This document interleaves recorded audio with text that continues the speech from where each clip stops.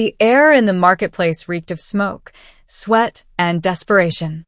Rows of cages lined the auction house, filled with frightened faces, some humanoid, others entirely alien. The crowd of buyers murmured, their voices cold, discussing prices as if lives were mere commodities. Behind the iron bars of a small cage sat a little alien girl, no older than 10 in human years.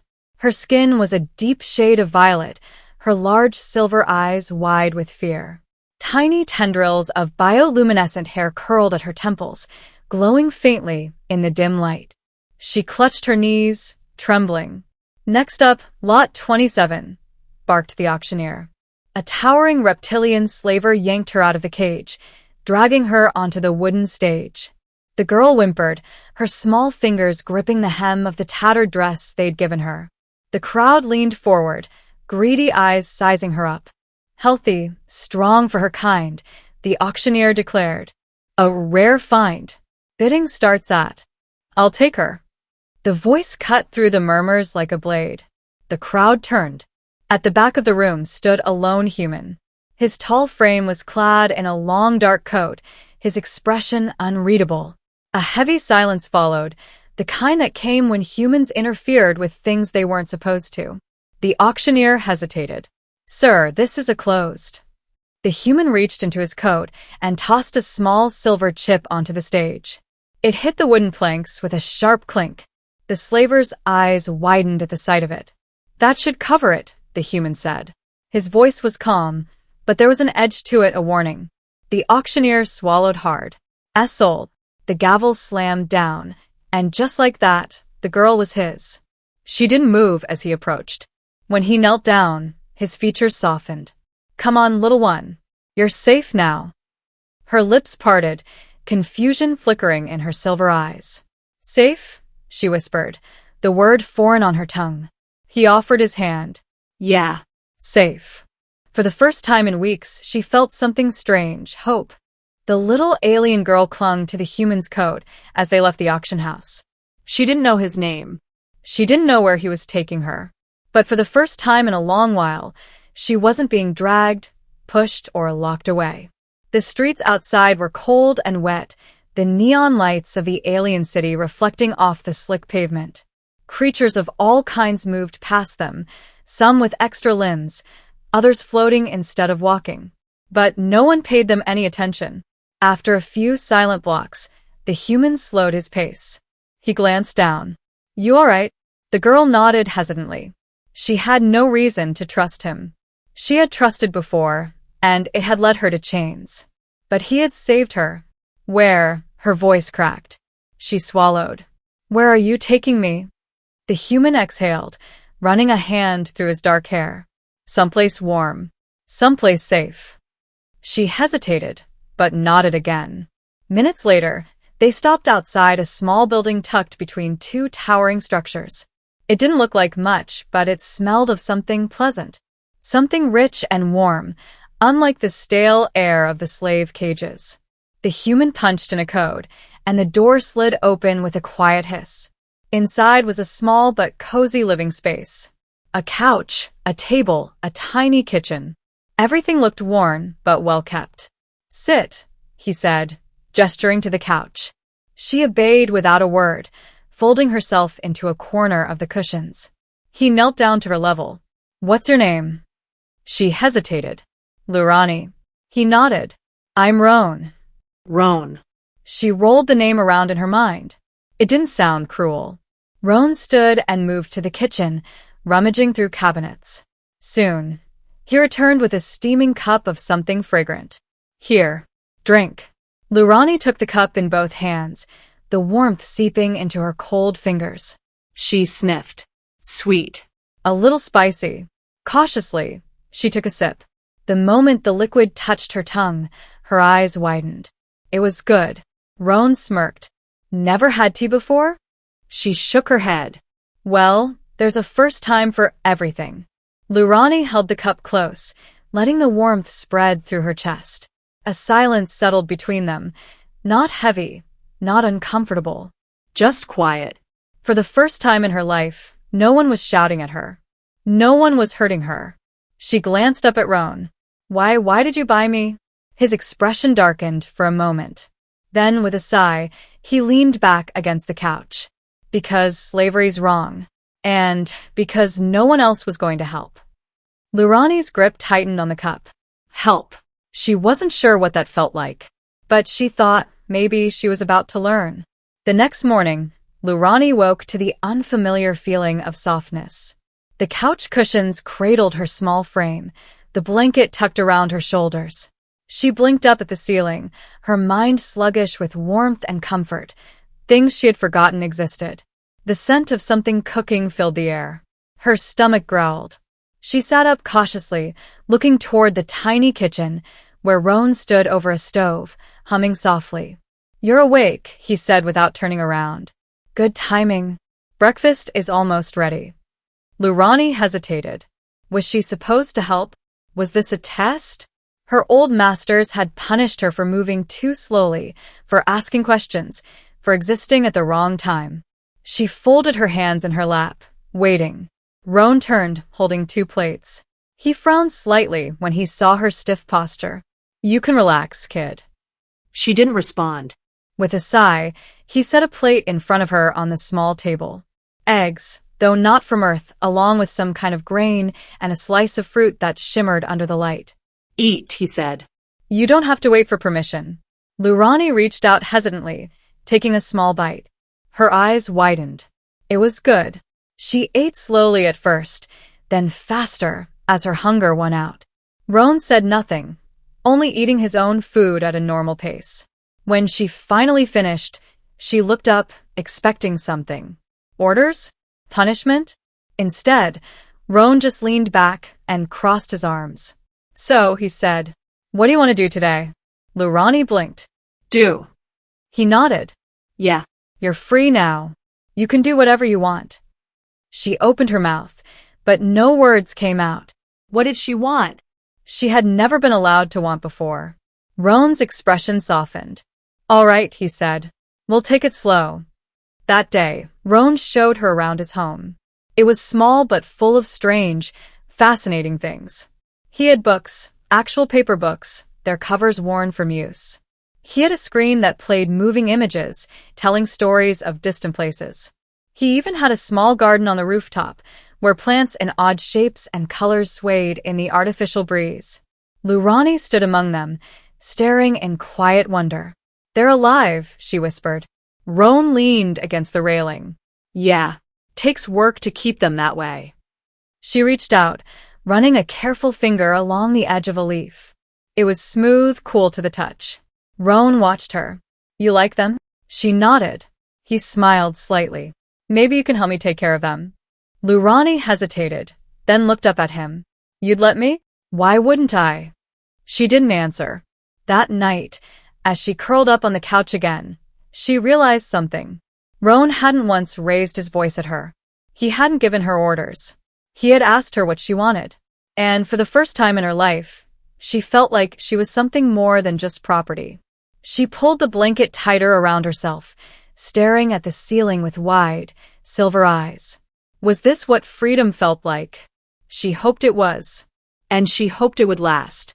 Days passed, then weeks. Slowly, Lurani settled into life with Roan. It was strange at first, having food whenever she was hungry, sleeping without fear, speaking without punishment. She still flinched at sudden movements, still hesitated before touching things. But Roan never rushed her, never forced her. And so, little by little, she let herself exist. She spent most of her time tending the rooftop garden. The plants fascinated her. The way they grew, the way their colors shifted under different lights. Roan taught her how to water them, how to trim their leaves without hurting them. They're delicate, he explained one afternoon, handing her a small pair of shears. But strong, too. If you take care of them, they'll survive. Lurani ran her fingers along a vine, thinking about his words. Delicate but strong. Was that what she was? One evening, Roan came home with a satchel slung over his shoulder, shaking off the cold night air. Lurani peeked over the couch. Where were you? He set the bag down with a tired sigh. Work. She tilted her head. What do you do? He hesitated, then shrugged. Odd jobs. Fixing things. Delivering things. Keeping people safe when they need it. Lurani frowned. Like a protector? Roan chuckled.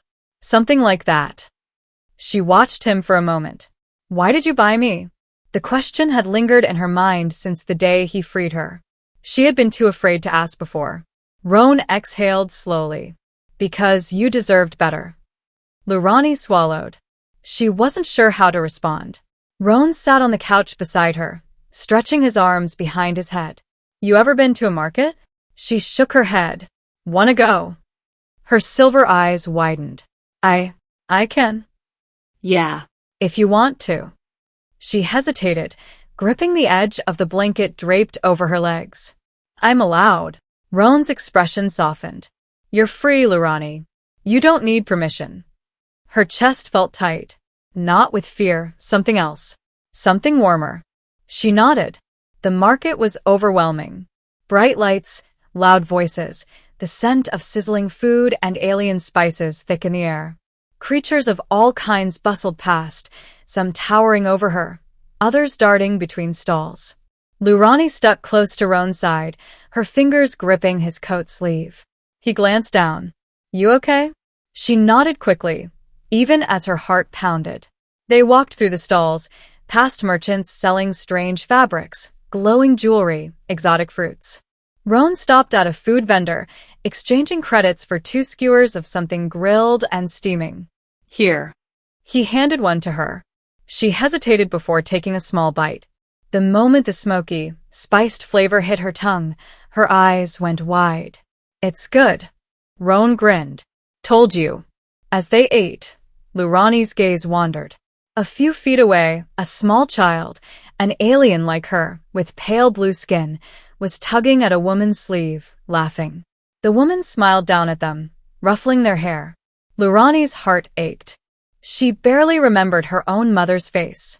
She swallowed the lump in her throat and turned away. Roan noticed but said nothing. Instead, he reached into his coat pocket and pulled something out. Here. Lurani blinked at the small trinket in his hand, a delicate bracelet, woven from thin strands of silver and deep blue. For me? She asked, voice barely above a whisper. Roan nodded. Figured you might like it. Lurani stared at the bracelet, her fingers trembling slightly as she took it. No one had ever given her anything before. She slipped it onto her wrist, the cool metal settling against her skin. Thank you. Roan smiled. Come on. Let's head home. As they walked, Lurani clutched the bracelet to her chest. Maybe, just maybe, she belonged somewhere after all. Lurani's life had become something she never imagined, peaceful. Each morning, she helped Roan with the plants, watched old movies on his screen, or flipped through the books in his small collection. Some nights, they sat on the rooftop, watching the city lights blink like distant stars. She was still learning how to laugh, how to talk without fear. But with Roan, it felt possible. She was safe, or so she thought. One evening, Roan didn't come home on time. Lurani paced the small apartment, her fingers twisting around the bracelet on her wrist. Roan was always back before dark. He never told her where he went, but he always came back. But the night stretched on, and the city outside buzzed with an unsettling energy. Then footsteps. She rushed to the door just as it slid open. Roan stepped inside, his coat torn, a bruise blooming on his cheek. Lurani froze. What happened? She whispered. Roan shut the door behind him, locking it. Trouble. Her heart pounded. What kind of trouble? He exhaled, running a hand through his hair. Slavers. Lurani's stomach twisted. They recognized you, he continued. Or, at least, they recognized that you were missing. Her breath hitched. Are they coming here? Roan hesitated. I don't know. Fear coiled in her chest. Her hands clenched at her sides. She didn't want to go back. She couldn't go back. Roan's voice softened. I won't let them take you, Lurani. Her silver eyes flickered up to his. You promise? He knelt in front of her, gripping her shoulders gently. I swear. A lump formed in her throat. Roan had given her food, shelter, safety. But more than that, he had given her a choice. A future. And she wasn't about to lose it. They stayed awake that night, listening, waiting. Lurani sat on the couch, her arms wrapped around her knees. Roan stood by the window, his sharp gaze scanning the streets below. Then movement. A shadow slipped through the alley, across the street. Another figure followed. Roan cursed under his breath. They found us. Lurani's pulse pounded. What do we do? Roan turned to her. We run. They moved quickly, slipping out the back exit into the cold night air. Roan led the way, keeping to the shadows. Lurani's breath came in short gasps. She had never run toward freedom before, only away from pain. But this time was different. This time, someone was running with her. Footsteps echoed behind them. Roan cursed again, grabbing her hand. Faster. Lurani pushed herself forward, her small legs burning with effort. They turned down a narrow alley, slipping between two old buildings. Then, light. Voices. The slavers were waiting. Lurani skidded to a stop, her heart slamming against her ribs. A tall, armored figure stepped forward, a cruel grin stretching across his scarred face. You made this difficult, human. Roan stepped in front of Lurani, his stance tense. She's not yours. The slaver chuckled. She was bought. She's property. Lurani's fingers tightened around Roan's coat. Not again. Not again. Roan's voice was cold as steel. Not anymore. The slaver's grin faded. You really think you can stop us? Roan didn't answer. He didn't need to. Because the moment the slaver reached for his weapon, Roan moved. Everything happened in a blur. The slaver reached for his weapon. Roan was faster. With a sharp movement, he knocked the gun aside, sending a shot sparking against the alley wall. Lurani flinched but didn't run. She couldn't leave him. The other slavers surged forward. Roan met them head-on. He wasn't just fast, he was skilled. A fist to one slaver's jaw. A sharp elbow to another's ribs. He dodged, twisted, struck with precision. But there were too many. Lurani's breath came in sharp gasps. She was small, weak, but she had to do something. Her eyes flickered to the ground. A broken pipe. Without thinking, she snatched it up. One of the slavers lunged for Roan's back. She moved. With all her strength, she swung the pipe. It connected with the slaver's side. He grunted in pain, stumbling. Roan took the opening, slamming the man into the alley wall. For a moment, there was only silence. The remaining slavers groaned, too injured to move. The leader lay unconscious at Roan's feet. Lurani panted, her hands shaking. The pipe slipped from her grip, clattering on the ground. Roan turned to her, his dark eyes searching hers. You okay? She nodded, though her legs felt weak. He exhaled, running a hand through his sweat-damp hair. We need to get out of here. Now. They ran until the city blurred around them. Roan led her through twisting streets, down hidden paths, until finally they stopped. A shipyard. Sleek vessels sat in neat rows, their metal hulls reflecting the artificial lights. Roan pulled Lurani toward a small, worn-looking ship. This is ours now, he said, punching in a code. The hatch opened with a hiss. Lurani hesitated. Where are we going? Roan turned to her, a small smile tugging at his lips. Anywhere but here. She swallowed, glancing back at the city. The place that had caged her. The place she had thought would own her forever. But no more. She stepped onto the ship, the door sealing behind them. As Roan took the controls, Lurani slipped into the co-pilot's seat, watching as the city lights shrank beneath them. For the first time in her life, she wasn't being taken. She was leaving. And this time she was free.